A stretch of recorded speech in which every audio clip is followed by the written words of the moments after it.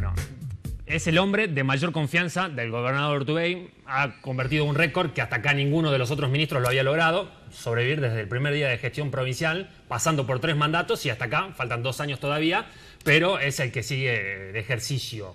Es el jefe de ministros, es el amigo de más confianza, es el hombre, el funcionario de más confianza. Lo charlaba con unos amigos antes de empezar el programa, como cuando uno se va de vacaciones y tiene que dejarle la casa a alguien. Che, ¿qué hacemos? Y dejásela al que tenés más responsabilidades, al que tenga más confianza. Y le das la llave para que le dé comer a los perros, para que te riegue las plantas, para que le dé comer al pescadito. Bueno, ese, el que se va cuando Urtubey no está en la provincia y cuida la casa, es Carlos Parodi, que hoy nos acompaña acá, el jefe de gabinete de ministros. Buenas noches, ¿cómo le va? Buenas noches, ¿cómo le va? ¿Bien? ¿Está cuidando bien la casa? Lo dirá el dueño. Claro, bueno, está bien. En este caso, hoy estaba en Mar del Plata el gobernador por el coloquio de IDEA y exacto. En este caso es el vicegobernador quien queda en funciones, pero en cuanto a relaciones y dentro del gabinete, Carlos Parodi es el que tiene mayor representatividad, la voz oficial del gobierno. Y lo traíamos también, entre otras cuestiones, más allá de hablar de cuestiones de gestión, lectura política. Y le agradecemos que venga por acá porque verdaderamente es la visión del gobierno. ¿Qué se juega el gobierno provincial en estas elecciones? A ver, me da la sensación que lo que estamos poniendo en juego en realidad es que tengamos representantes que en definitiva defiendan los intereses de los salteños. No me parece poca cosa. Nosotros estamos transitando un proceso con un cambio de gobierno que entendemos han tomado un conjunto de definiciones que desde algún punto nosotros debemos de cuestionar para ver si eso se puede revertir o modificar, y la posibilidad de tener legisladores que sean parte de un proyecto que defienda los intereses de los salteños y que no ocupe un lugar que sea o de un sector del macrismo o del cristinismo, a nosotros nos parece interesante. Entonces no es menor lo que se va a discutir a nivel de diputados nacionales, recordemos que eso es una de las categorías, y después en todos los departamentos se eligen en algunos casos diputados, en otros senadores, en otros concejales, y bueno, me parece que ahí está vinculado con lo que puede significar el futuro o el funcionamiento de un departamento. Si va a Sotos, que es lo más probable, de acuerdo a los números de las PASO, y si se repiten los resultados, ¿vota de acuerdo a cada tema puntual si apoyan o no apoyan al gobierno de Macri, o va a ser un apoyo que ya está premeditado? ¿Cómo sería el desempeño de los legisladores salteños del oficialismo allá? Lo que sucede es justamente eso, que no tienen que apoyar un proyecto por estar en un bando o en otro, sino que lo que tienen que hacer es aprobar un proyecto que en definitiva apoye y defienda los intereses de los salteños. Y eso es lo que proponemos nosotros, un candidato que haga eso en la legislatura nacional. La verdad que uno debe de reconocer que el transcurso del año pasado y parte de la legislatura nacional tuvo gran participación. De hecho, recordemos que a fin del año pasado se iba a imponer una modificación de impuesto a las ganancias que generó todo un problema e incluso tuvo intervención el propio gobernador con un proyecto distinto de impuesto a las ganancias que significó que tengan un menor impacto en las cuentas provinciales. Nosotros nos pasamos el año pasado y contando cómo decisiones que se tomaban desde el gobierno nacional tenían un fuerte impacto en las cuentas públicas. A eso tuvimos que sumarle la caída en la actividad económica y eso a nosotros nos menguó y mucho la cantidad de recursos como para tomar decisiones. Entonces no es un tema menor el hecho de tener representantes, de que allá pongan y bien fuerte la voz de los salteños. De hecho nosotros ahora vamos a entrar en un proceso de discusión de leyes que no son menores. El presupuesto, por ejemplo, entre otras. El presupuesto es una de ellas, la ley de responsabilidad es otra, la modificación tributaria es otra, la ley de coparticipación, que me parece que va a ser de mayor o más largo aliento, también se va a discutir, y ahí nosotros, en definitiva, necesitamos aquellos que no defiendan intereses partidarios de un sector o de otro.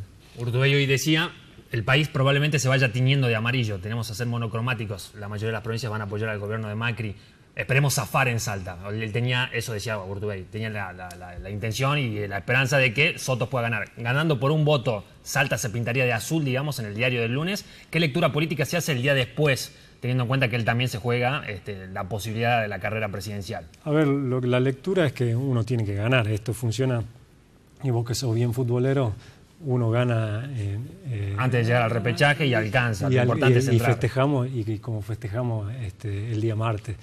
Entonces, lo que está pasando después de un año y medio complicado en materia económica, uno debe decir de que se empiezan a ver algún repunte en la actividad económica, no es homogéneo, no significa que estén creciendo todos los sectores, algún sector un poquito mejor que otro, y me parece que eso ha ido acompañando el humor de muchos de los argentinos. Digo esto en consecuencia de lo que ha planteado el gobernador. Bueno, nosotros creemos que en Salta la situación puede ser distinta, ¿no? Si ganan por un voto, al otro día Urtubey se va a decir, bueno, ¿voy para presidente? No creo que eso vaya a suceder. Nosotros lo que estamos buscando claramente, como decía al principio, y no es que escape a una pregunta, es tener representantes y es importante ganar. Digo, se valida todas las acciones que uno lleva adelante, después la valida en un proceso electoral, vamos a ser sinceros. Entonces, para nosotros es importante validar lo que significa nuestro espacio político. Entonces, nuestro espacio político, que tuvo un proceso de interna, donde realmente el gobernador fue presidente de decir yo apoyo a tal o cual, nosotros entendemos que le dimos valor a unas pasos que para nosotros son importantes, y bueno, para nosotros es validar acciones que se están llevando adelante, para nosotros es validar un proceso electoral, es un frente cómo está funcionando, y una estrategia electoral también, ¿no? Bueno, en el medio la campaña tiene roces y el propio gobernador y el intendente han tenido algunos cruces. Urtubey lo trató de mendigo a Gustavo Sáenz, Sáenz respondió. Y Sáenz en una de las frases dice, se robaron todo. Y los acusa directamente, se robaron la dignidad y empieza a hablar de una serie de cantidad de índices, pero lo hemos separado para quienes no lo han visto, lo puedan escuchar. Esto también sucedía en el cierre de campaña, en una cena de recaudación de fondos que había organizado el intendente de la ciudad y que decía lo siguiente.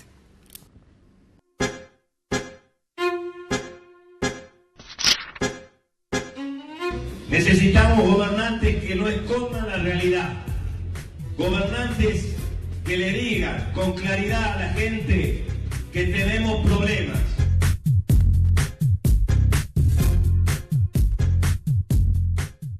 Que tenemos indicadores muy tristes, como ser la primer provincia en mortalidad infantil, la primer provincia en femicidio, la primer provincia en desocupación, en inseguridad, en falta de oportunidades para los jóvenes. Necesitamos de gobernantes, de hombres y mujeres que con humildad y grandeza reconozcan los problemas que tenemos los salteños y que los enfrenten de una vez por todas para poder devolverle la dignidad a esa pobre gente que la está pasando mal en toda la provincia. Por eso digo, acá yo tengo dignidad. Y si alguno piensa que soy mendigo, seguiré mendigando por Salta. Si eso sirve para devolverle la dignidad a los salteños que se la robaron durante 12 años, se robaron la dignidad, se robaron los recursos, se robaron todo lo que pudieron. Y hoy hay un intendente que está poniendo una ciudad en pie y que le dice a los salteños, vamos Salta que se puede.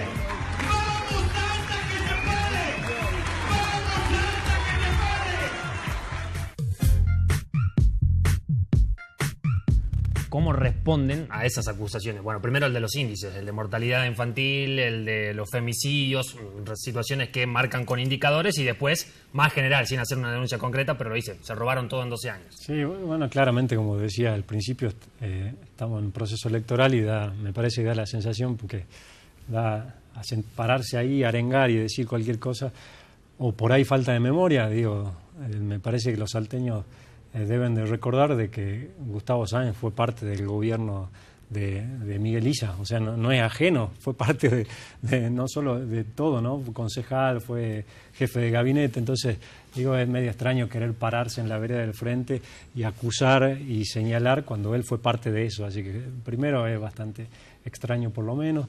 Después, respecto con indicadores, o incluso creo que acompañó muchas veces el 1 de abril a la apertura de sesiones, si hubo una persona que puso sobre el tapete los problemas que tiene y que tuvo nuestra provincia, fue nuestro gobernador. Digo, basta, si alguien quiere validar información, porque lo que nosotros no hacemos nunca es ocultar información ni mentir respecto de los datos, es muy sencillo, tiene que ir a los papeles.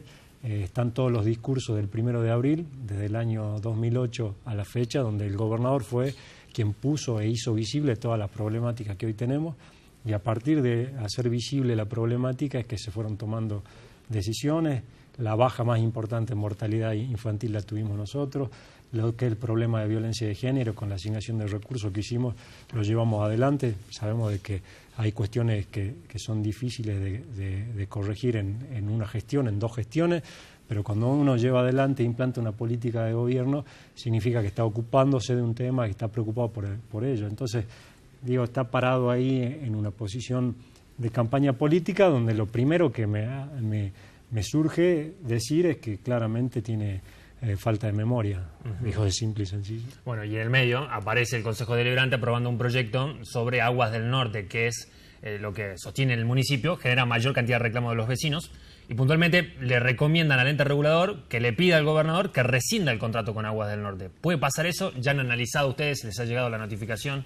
No llegó nada, digo, parte de lo que parece ser una campaña, pero digo, vamos a dejar de lado el tema jurídico. No soy abogado, pero un alumno de primer año se reiría de lo que está escrito ahí. ¿Por qué? Porque no existe concesión, digo, esto es una sociedad del Estado.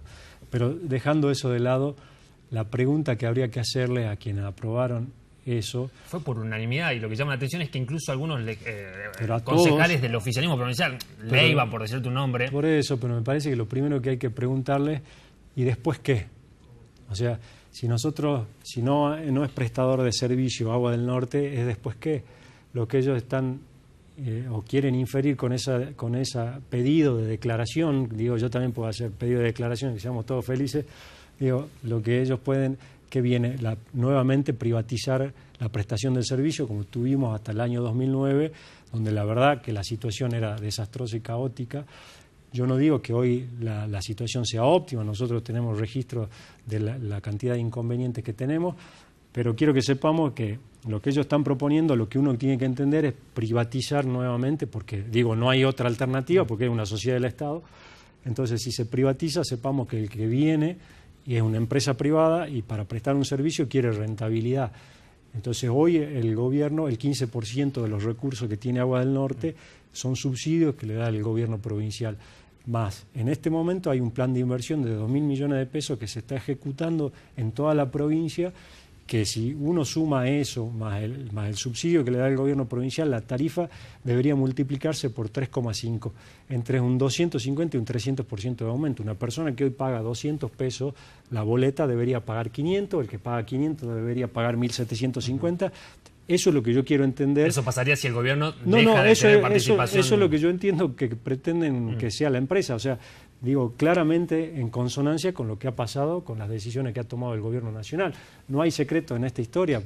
Ahora, que la empresa actual prestadora de agua tiene que cubrir y tiene deficiencia, un punto, ha incrementado la cobertura del servicio, sí tenemos reclamos en cuanto a cortes, y entonces eso nosotros lo tenemos que llevar adelante, lo llevamos adelante con inversión por parte del gobierno provincial, pero nosotros cuando tomamos decisiones como consecuencia de la situación que planteamos, porque digo, la empresa tuvo un incremento impresionante en los costos mensuales que tiene, sobre todo en la tarifa de la luz. Digo, entonces nosotros teníamos 2 alternativas, o hacer un incremento paulatino de la tarifa y acompañar con aporte del gobierno provincial, o trasladarlo y copiar los incrementos que tuvimos en la luz, en el gas por parte del gobierno nacional. Nuestra decisión fue, nosotros vamos un poquito más despacio en los incrementos, pero no impactemos en forma directa en el bolsillo de la gente. Y una sola cosa para mencionar, porque siempre se hace mención a los baches y toda esa historia. Claro, o que rompen la calle y no vuelven a arreglar. Digo, no hay que mentirle a la gente. Digo, recordemos originalmente, y solo basta buscar los archivos, primero venían y se llenaron la boca de que el Agua del Norte le debía 200, 300 millones a la municipalidad. Eso después quedó plasmado en un convenio de una deuda de 1.800.000. O sea, los 300 millones fueron 1.800.000. Firmamos un convenio para un trabajo en conjunto para que nosotros, con la empresa de agua, hagamos el bache y hagamos el pozo y ellos hagan la recuperación. Se rompió el convenio, pero tenían encima pila de órdenes de servicio que nunca la ejecutaron. Tampoco empezamos a hacer política con ese tipo de cosas. Ahora la empresa es la que hace todo. En los 59 municipios restantes, no los 59 porque no en todos lados está la empresa, pero no hay intervención que lleve adelante ningún intendente sin antes entender que esto es un trabajo que se tiene que llevar en conjunto con la empresa prestadora de agua. Yo estuve esta semana en Tartagal y el intendente de ahora me dice, hay una licitación que ya salió de una pavimentación, no avancemos obviamente sin trabajar con agua. Estaba la empresa de agua y se coordina el trabajo en conjunto. Eso fue imposible hacerlo en la ciudad de Salta. O sea, es imposible, parece, sentarse y coordinar acciones en conjunto. Entonces, en la medida de que uno entienda de que como que es dueño de un territorio y no puede venir a otra empresa o no se puede sentar dos partes, digo, se sentaron originalmente, firmaron un convenio y después... Claro, que era de entendimiento y que en teoría tendría que haber funcionado para bien, pero entonces, no pasó. Digo, todavía, parece, de la misma forma que no se logró firmar un acuerdo para que la policía pueda seguir prestando el servicio con los... veamos cuál es la situación de seguridad del Pasándolo en blanco, no va a haber ninguna decisión extra, digamos, pedida ni por nadie. En este caso va a seguir como está el modelo. Y segundo, cómo van a trabajar en esto de los baches, que también es verdad, hay algunos reclamos puntuales de que Agua del Norte llega, rompe y a veces no vuelve y pasan ahora, meses en que no lo arreglan. A partir de esa decisión de que el convenio se rompió, nosotros no solo las nuevas intervenciones que hace Agua, sino todas las anteriores, que por el convenio que estaba vigente en ese momento, quedaron sin hacer por parte de la municipalidad, lo tomó Aguas del Norte y ahora todo lo tiene que hacer Aguas del Norte. O sea, tiene la responsabilidad de cada vez que hace una intervención, hace un pozo y lo tiene que arreglar. Esa es su responsabilidad, simple y sencillo. Ahora, si entendemos nosotros, no estoy diciendo con esto de que la empresa sea el sumum de todo. Tiene falencia como tiene cualquier empresa prestadora de servicios. ¿Está quebrada? Porque también era una de las cosas que se escuchaba. No, lo que sucede, yo acabo de decir hace un ratito, que el 15% subsidio del gobierno provincial. Subsidio del gobierno provincial, motivo por el cual, si no, nosotros eso lo tenemos que automáticamente trasladar a tarifa. Nosotros hicimos una audiencia pública, hará 3 meses atrás, donde establecimos un cronograma de incremento que tiene porcentaje de incremento que se dieron en este año, que se dan en enero del 2018, que se dan en enero del 2019, y a eso hay que acompañarlo con el crecimiento inflacionario que se va a dar cada uno de los ejercicios. Eso hace, nosotros hicimos un camino para que el 10 de diciembre, no el 31, el 10 de diciembre del 2019, la empresa pueda sanear todo lo que tiene como deuda y si la empresa esté equilibrada. ¿Por qué? Porque, insisto, hay 2 caminos para llegar a un objetivo, que es eliminar la totalidad de los subsidios. Uno es como hizo el gobierno nacional, 400, 300% de incremento, y que después del proceso, quiero pecar de inocente y respetar y aceptar las palabras del presidente, que él dijo que después del proceso electoral no va a haber incremento de tarifa, a pesar de que tiene algunos ministros que ya empiezan a querer anticipar esa situación. Pero la Argentina sufrió un proceso de incremento realmente importante y nosotros podemos llenar la boca de decir miles de cosas, pero la cotidianidad de la gente, esos incrementos cuando uno aumenta el combustible, la luz, son elementos disparadores de los precios de todos los productos, no solo de lo que uno consume en su hogar. Nos queda poco tiempo, pero no quiero seguir profundizando en esto porque si no vamos a perder la chance de hablar de otros temas, aprovechando que está acá con nosotros el jefe de gabinete, Carlos Parodi, y podemos dialogar de otros temas importantes. Hablaba de los servicios públicos de Agua del Norte en particular, y ustedes pusieron en funcionamiento el 148, que es esta nueva línea telefónica. ¿Tienen alguna medición de cómo ha funcionado en este tiempo desde que ya lo han puesto en marcha? Nosotros tenemos promedio 2.000 llamadas por día, con lo cual es sumamente importante. Para nosotros no es menor.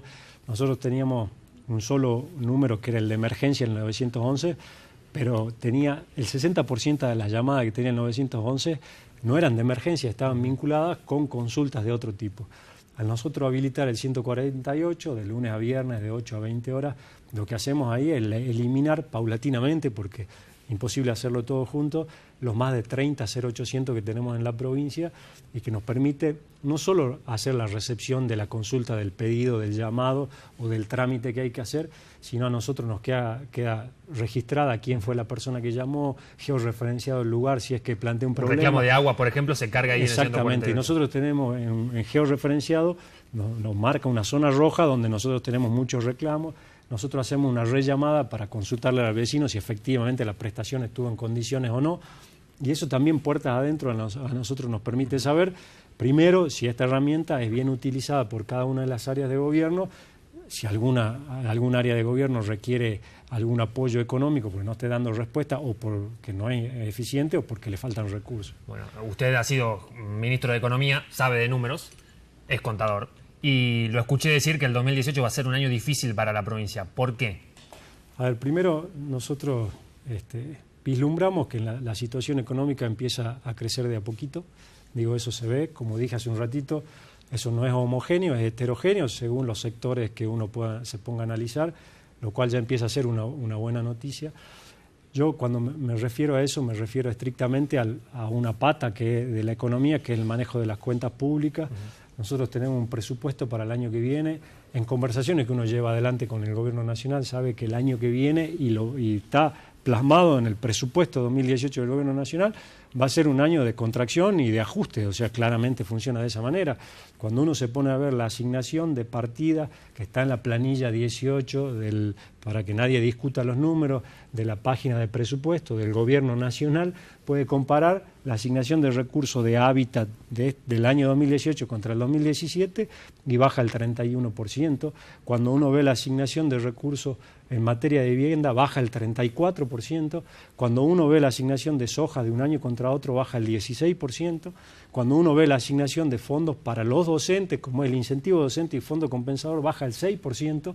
Son datos que lo pueden verificar en la página de Internet de la Dirección de Presupuesto del Gobierno Nacional. Entonces, claramente los recursos que nos van a destinar desde el Gobierno Nacional, no para funcionamiento de los organismos del Estado, que tienen sede en Salta, porque en esa planilla se incluye todo, sino las que transfieren para que nosotros tengamos herramientas como Estado para ser un brazo ejecutor de obra pública. Que van a ser menores al año. Yo estoy hablando encima de valores nominales. El presupuesto prevé una inflación del 16%. Entonces, ni siquiera está contemplado, o sea, si yo a eso le tengo que sumar o quitar ese 16%, nosotros estamos hablando de una reducción realmente importante en asignación de recursos. Deberemos nosotros de buscar, porque es la responsabilidad que nos cabe, las herramientas suficientes como para que eso no sea así. Más allá de eso, de planilla, el articulado de la ley de presupuesto prevé modificaciones tributarias que significan menores recursos para el presupuesto. Con lo cual, digo, ya hablé con el gobernador, pasado el proceso electoral, de quienes queden electos, vamos a invitarlos nosotros de la jefatura a todos nuestros legisladores, senadores y diputados y mostrarles punto por punto todo este tipo de decisiones, cómo nos van a impactar y cuál va a ser el impacto económico. Y ahí veremos si se sientan a defender una posición política, el macrismo o el kirchnerismo o cristinismo, o van a defender los intereses de los salteños. Que es lo que nos decía cuando empezamos la entrevista. Bueno, los últimos 30 segundos. ¿Por qué el salteño debería votar a los candidatos del oficialismo provincial en estas elecciones, teniendo en cuenta que ya han pasado 3 gobiernos, quedan los últimos 2 mandatos del gobernador? ¿Cuál sería el motivo o la razón por la cual deberíamos apoyar al gobierno? Como decía al principio, hablando de nuestros diputados nacionales, digo, la elección está vinculada con esto, con defender los intereses de los salteños y no tener una posición radical respecto de un sector político de otro. Y en materia de nuestros legisladores a nivel provincial, ser parte de un proyecto que entendemos nosotros ha hecho una transformación importante en la provincia. Gracias por la visita. No, por favor, un gusto. Saludos a toda la gente. Carlos Parodi, el jefe de Gabinete de Ministros de la provincia de Salta.